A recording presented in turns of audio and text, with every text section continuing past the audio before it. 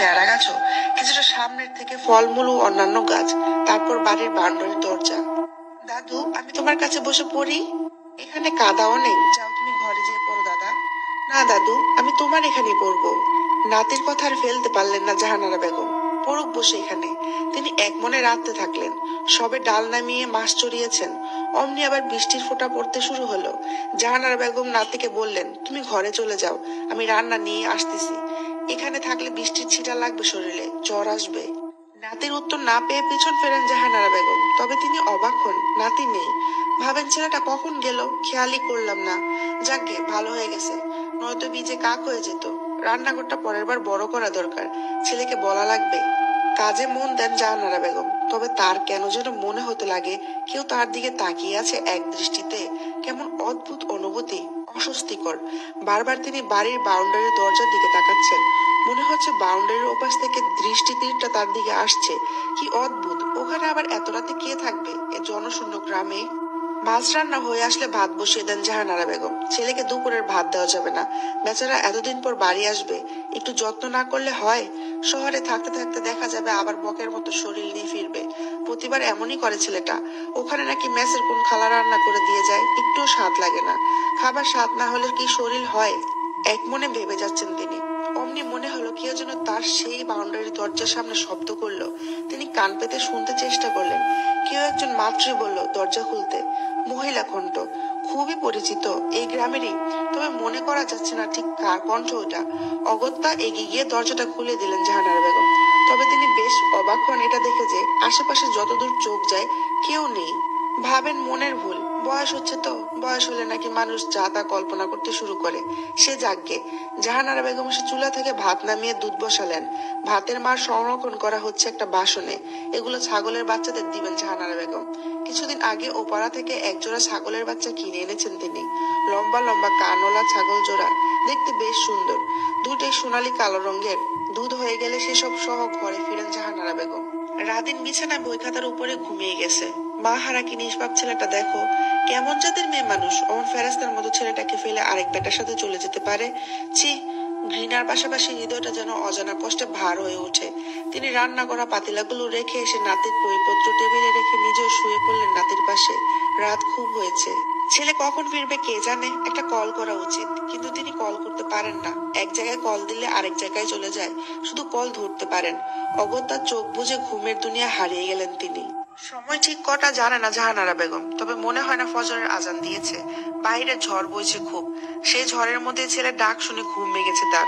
ছেলে ফিরেছে কতক্ষণ আগে জানা নেই, তখনও দাঁড়িয়ে আছে দরজার বাইরে। দ্রুত উঠে তিনি দরজা খুলে দিলে ইস্তিয়াক হোসেন ঘরে ঢুকে যান। জাহানারা বেগম টেবিলে খাবার দিতে দিতে ছেলেকে হাত মুখ ধুয়ে আসতে বললে ছেলে জানায় সে বাহিরের কল থেকে ধুয়ে ফিরেছে। সোজা খেতে বসে যায় সে।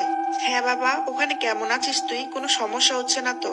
ভালো ভালো আছি আমি। এতদিন পর বাড়ির কথা মনে পড়েছে তোর? গত মাসে আসিসনি কেন?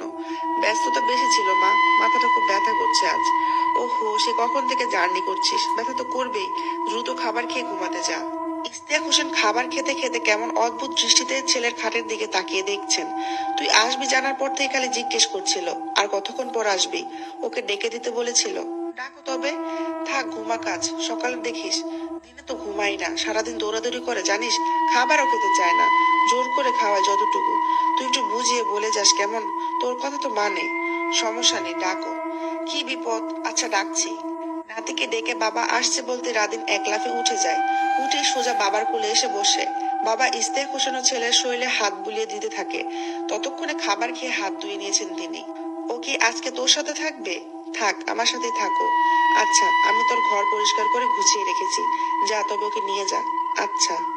ইস্তিয়াক হোসেন ছেলেকে নিয়ে পাশে নিজের রুমে চলে গেলেন। জাহানারা বেগম নিজের বিছানায় এসে শুয়ে পড়লেন। সকালে জাহানারা বেগমের ঘুম ভাঙে বাড়ির গেটে কারো শব্দ শুনে। তখন আলো ফুটে গেলেও পুরোপুরি সকাল হয়নি। হয়তো তখনও মসজিদের মুসল্লিরা ফজরের নামাজ শেষ করেননি।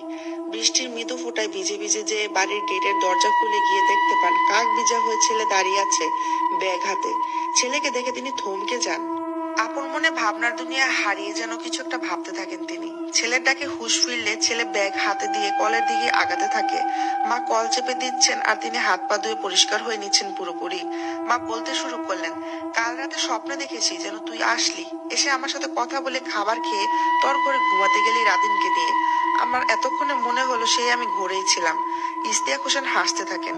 ছেলেকে না দেখে আসো যে, সেই জন্য স্বপ্নে আগে ভাগে স্বাগত জানিয়ে নিলা। চলো ঘরে চলো। চল, বিজেই তো গেলি। ঘরে ঢুকে জাহানারা বেগম আরো বেশি হতভম্ব হয়ে যান। তার ঘরে রাদিন নেই। এক মুহূর্ত সময় নিয়ে ভেবে নিলেন, যদি কাল রাতের ব্যাপারটা স্বপ্নই হয়ে থাকে তো রাদিন কোথায় গেল। ছেলে ইস্তিয়াক সহ দ্রুত তিনি ছেলের ঘরের দিকে পা বাড়ান। তড়িঘড়ি করে ঘরে ঢুকে কিছু একটা দেখে জাহানারা বেগম জ্ঞান হারান। ছেলে ইস্তিয়াক কিছু বুঝে উঠতে পারল না, শুধু দেখলেন তার বিছানার উপর রক্তের ছোপ ছোপ কালচে দাগ। তাহলে কি জাহানারা বেগমের ভুল হলো রাতের বেলা দরজা খুলে? কে ভিতরে এসেছিল? আর অকালে কেন রাদিনকে চলে যেতে হলো? আজকের গল্পটা শুরু করা যাক। বিকেল থেকে ঝড় বৃষ্টি হচ্ছে বাহিরে, কালবৈশাখী ঝড়। মনে হচ্ছে যেন এখনই উঠানের বড় আম গাছটা ভেঙে ঘরের ঠিক উপরে এসে পড়বে। ঘরের চালও উড়িয়ে নিতে পারে, এসব ঝড়ের বিশ্বাস নেই।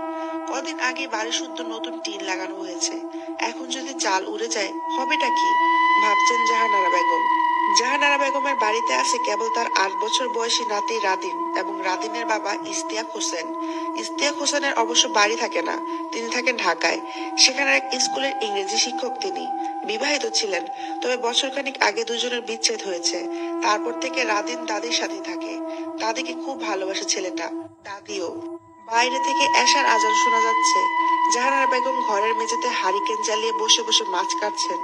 রাদিন দাদির পাশে বসে অঙ্ক করছে। রাদিন দাদির এই হঠাৎ এই উৎফুল্লতার কারণ জানতে চাইলে জাহানারা বেগম বলেন, তোমার আব্বু আসছেন। কথাটা শুনে রাদিনও সমান খুশি হন।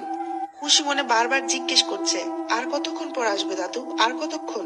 আচ্ছা, যদি আমি ঘুমাই যে আমাকে ডেকে দিও। আচ্ছা ঠিক আছে, ডেকে দিব না, এখন মন দিয়ে পড়তে থাকো দাদা।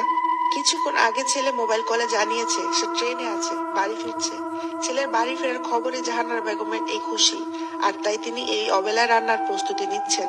রাঁধবেন মাসকলির ডাল এবং বেগুন দিয়ে সদ্য কাটা মাছের তরকারি ও গরুর খাঁটি দুধ। ছেলে খুব পছন্দ করে এগুলা। জাহানারা বেগম ঘর থেকে প্রয়োজনীয় উপকরণ নিয়ে রান্নাঘরের দিকে যাচ্ছেন। গ্রামের দিকে যেমনটা হয়, রান্নাঘর মূল ঘরের উঠানে কিংবা কিছুটা দূরে হয়ে থাকে, তাদেরও তাই। উঠানে একটা ছোট্ট চালের নিচে রান্নার চুলা, চারপাশে খোলা। রান্না করার জায়গাটার পাশে 2-3টা পেঁপে গাছ, একটা পেয়ারা গাছও, কিছুটা সামনের থেকে ফলমূল ও অন্যান্য গাছ। তারপর বাড়ির বারান্দার দরজা। দাদু, আমি তোমার কাছে বসে পড়ি।